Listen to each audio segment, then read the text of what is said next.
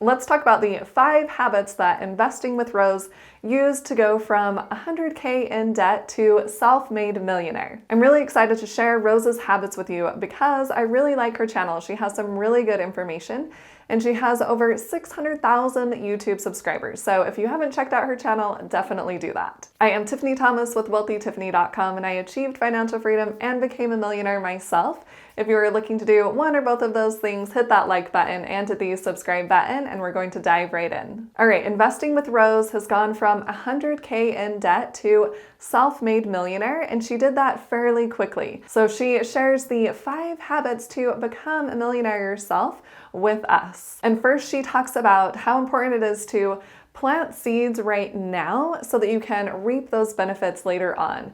And she says that 99% of your progress is based on your habits, your mindset, and your money story. If we can get those 3 things in order, then we are going to be pretty well off. The first habit she talks about is removing "I can't afford it" from your vocabulary and changing that to "How can I afford that?" And I love this habit. If we are always telling ourselves that we can't do something, that we can't afford something, then we aren't going to be able to afford that. But if we can change our mindset and think, all right, how can I afford that? For example, if you want to buy a new car and you think, oh, I can't afford that. Instead, if you say, how can I afford that? Well, if I decide to use that money for a down payment on a property and start creating cash flow from that, then I can take that cash flow and put it toward a car payment for my new car. But if we were just constantly saying, oh, I can't afford to go out to eat, or I can't afford to buy a new house. She talks about how she grew up with limiting money beliefs, but yet she was able to overcome those limiting money beliefs. And while yes, it was uncomfortable for her, she was able to change her reality. She started to think, how can I do that? How can I afford that? And clearly she applied that principle because she had a lot of money in debt and she was able to pay that off. And not only that, but she was able to become a millionaire. And talking about no longer saying you can't afford it and changing that to how you can afford that, one way that you can see how you can afford that is to keep an eye on all of your finances, to set up a budget if you want to, or use a free app. I like using Personal Capital. That way I can see exactly how much money is coming in and how much money is going out. If that's something you're interested in, I will leave a referral link below. You can click on that and set up a free account with Personal Capital. But that way you can see how you can afford it. You can start putting money into a certain savings account for a car that you want to purchase, or a trip that you want to take, or whatever it is. The second money habit to becoming a millionaire is to have a bias toward action versus thought. And she says people will think about things for a really long time, but never take the action. So just do the dang thing. And I'm sure you've seen examples of that. I know there are friends that I have in my life that I can see they are in the exact same spot they were 10 years ago because they just keep thinking about all of these things that they want to do, but they aren't taking any action. They think about investing in real estate, but they don't actually invest in real estate. They think about switching careers, but they don't actually apply for a different job. And Rose talks about how she always wanted to own real estate, but she was living in New York City, which is super expensive, but yet she was able to switch jobs and she worked for a real estate investor. And she was doing such a good job with him that he gave her sweat equity in 2 of his properties. So she was able to achieve her dream of owning real estate in New York City. She mentions that she didn't have the capital to do that, but yet it still happened. She was taking action. And she mentions that you can do it with low risk and micro action.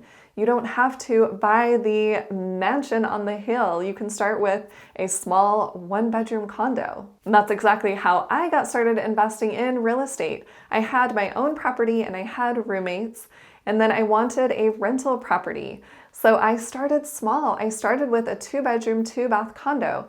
And that way it didn't feel so overwhelming to me. It was a very easy property to manage and to take care of since there was no yard work whatsoever and I knew I wouldn't have to replace the roof. And I purchased that property. I got started and I started small. And Rose also mentions that a lot of successful people don't consider failure a failure. They look at it as part of the process, that they are making progress, even though it may seem like a setback or a failure to someone else, but it's not really, it's a learning process. If your first rental property doesn't work out exactly how you want it to, it's not a failure. You took action, you learned a ton, and now you can make progress. You can do better the next time. Remember to not get stuck in overanalyzing everything and take action. And the third habit that Investing with Rose talks about to become a millionaire is to choose your friends wisely. And I'm sure a lot of us have heard the quote, "You are the average of the 5 people you spend the most time with." If you're spending a lot of time with people that are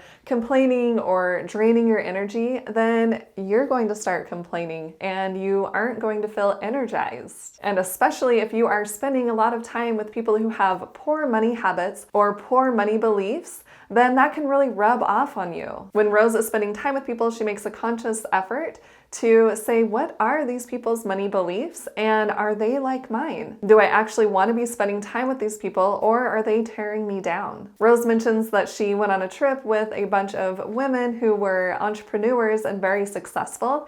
And while yes, they talked about boys and dating, they also talked about investing more in their businesses or selling a business for a high amount. And she says that she didn't really feel like she fit in the best with them, but she wanted to. Really think about who you are spending the most time with. And are those people high vibe? Are they bringing you up? Are they going to help you become more successful? Can you learn from their success stories?